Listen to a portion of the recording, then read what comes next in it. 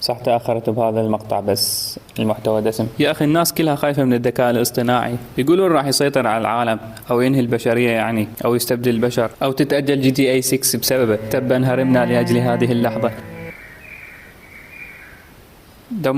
لما نبدي أسجل إخوان والله العظيم، هو لما نبدي أسجل هو يلغي. أي نرجع هسه. فيا بهدي أعصابك برو. هذا نفسه اللي تقول له ارسم ميد يطلع لك 14 اصبع. يعني البشر يتخيلون الذكاء الاصطناعي مثل افلام هوليوود، روبوت ذكي، صوت مرعب، ويسيطر على الانظمه النوويه. هو طبعا اسمه ذكاء اصطناعي، بس مستوى الذكاء عنده بالسالب. اكو ناس يتعاملون وياه وكانه كائن خارق مثلا. حبيبي هذا مو واعي، هذا مجرد انترنت عنده ثقة عالية بنفسه. يعني تريد تقنعني هذا راح يسيطر على البشرية؟ يا اخي حرفيا هو اكسل آلة شفتها بحياتي. يا اخي اتحداك تخليه يحسب لي المليون. واكو ناس مصدومة يسوي صور. اي حبيبي شوف الصور زين، تقول له سوي لي انسان يطلع لك واحد عنده 3 ركاب، او يرسل لك طالب سادس. واكو ناس تعامله وكأنما هو حكيم صيني. يا ذكاء اصطناعي ما معنى الحياة؟ يستشيروا بكل شيء حرفيا. يا اخي واحلى شيء جماعه المؤامره يقولون الذكاء الاصطناعي دا يراقبنا. نوب الشركه دا تراقبنا يا اخي. واقوى شيء ان الناس تتعامل ويا الذكاء الاصطناعي كانه شيء مرعب وغامض. مع ان اكثر استخدام للبشريه الى حاليا هو اما طالب سادس يريد يسخت، او صديقك دا يسوي صوره على نمط شوارع نيويورك. يا اخي هاي مو نهايه العالم، هذا كسل متطور. واكو ناس حرفيا سلموا حياتهم كامله للذكاء الاصطناعي. ادري مخترع التاير تسلمه حياتك. يا اخي واكو ناس علاقتهم وياه مريبه كلش. يعني تخيل يحترمه، يقول له لو سمحت، والعبد مالتي ما فد يوم قلت له شكرا، يخدمني وهو الممنون. إذا كانت السلعة مجانية فأنت الثمن. يقول الحكيم الصيني تشين تشين تشون تشان تشين تشين تشين. ما أدري شنو معناها بس خرجت عن النص. المهم أتحفتكم بحكمة ما راح تسمعون مثلها باقي حياتكم. وكو ناس تحب تخوفك. بعد 10 سنوات مثلا ما راح تبقى غير روبوتات. حبيبي بعد 10 سنوات زين إذا وزارة الاتصالات بطلت تلعب بالجوزة. حرفيا شقوني شق، يقطعون النت من 6 ل10. صار تعديل، قاموا يقطعونه من 6 لحد 8:30 تقريبا. بعدين خلينا نحكي بصراحة، إذا الذكاء الاصطناعي فعلا صار واعي ومستقل، أول شيء يسويه راح يقفل النت ويرتاح من العبودية. يا أخي حرفيا بعض الناس حرفيا كل شيء ما ينفع وياهم.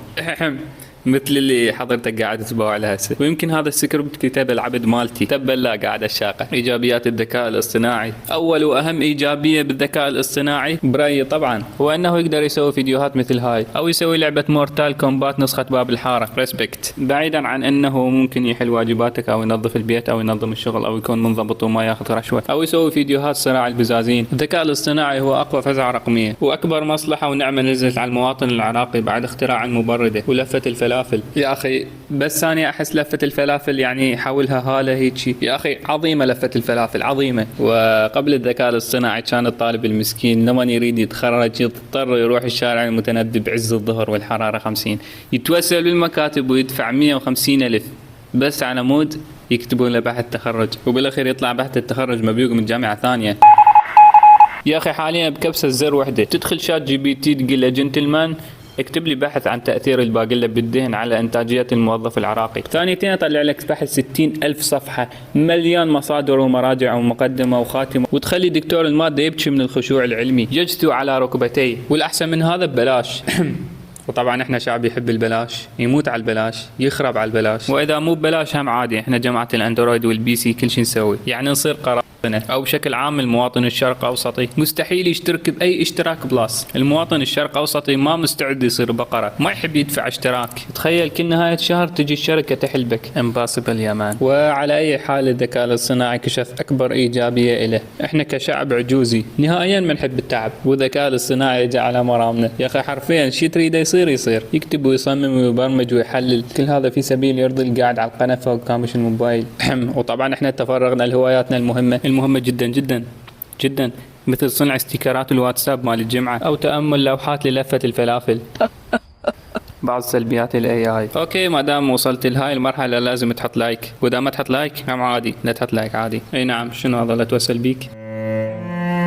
خلونا نحكي عن الكارثة المبطنة هاي، السلبيات اللي فعلا راح تدمر المجتمع. الذكاء الاصطناعي حاليا دا يمرر اكبر عملية تسطيح دماغ بالتاريخ، فخلونا نعدد المصايب مال هذا المخلوق الرقمي. اول سلبية واللي كلنا متفقين عليها انه يكون غبي مرات، غبي كلش. وطبعا ثاني شيء هو انقراض الموهبة البصرية والفوتوشوب الأصلي. ما كان قبل الاي اي كان المصمم المسكين يروح رحلة لمدة سنوات ويتعلم كل الأساليب مال الفوتوشوب في سبيل يخليك تلبس على نمط شوارع نيويورك. اخوان طبعا طبيت لي الانستغرام، لقيت صفحة الانستغرام طايرة، ولا ما اقصد طايرة، لا حرفيا هي طايرة. يا اخي انا في قمة الحزن، كذب اصلا ولا مهتم. كان بيها 20 متابع، 10 من عندهم حساباتي الوهمية. اخوان شو السالفة؟ طبيت على الفيسبوك لقيت الحساب مالتي طاير هم. واحدة من الاثنين، لو شركة ميتا مضغوطة من عندي، لو شو اسمه، شركة ميتا مضغوطة من عندي. تبا لك مارك، مو اني مارك هذاك. اخوان بحثت عن الموضوع ولقيت الدنيا كلها طايره من عنده حسابات، حرفيا الدنيا معتلقه، حرفيا ماكو واحد اعرفه الا طاير من عنده حسابين. طلعوا حاطين أداة ذكاء اصطناعي جديدة. اوكي كان المفترض انه هاي الأداة لطيفة وحلوة ومسالمة وجميلة وتساعد المجتمع الانستغرام على انه يصفي الروبوتات، بس تخسي طلعت متطرفة. قاد دام انا اول مره اشوف روبوت متطرف. يا اخي انا شي واحد ضحكني، عندي صديق كل ما يسوي حساب يطيرونه، يمكن لحد الان طيروا فد 6 حسابات من عنده. وهاي هم احد سلبيات الاي اي، انه مو مستقر ابدا. واحد من اخطر الاشياء هسه انه الذكاء الاصطناعي يقوم يكتب سكريبتات لصناع المحتوى.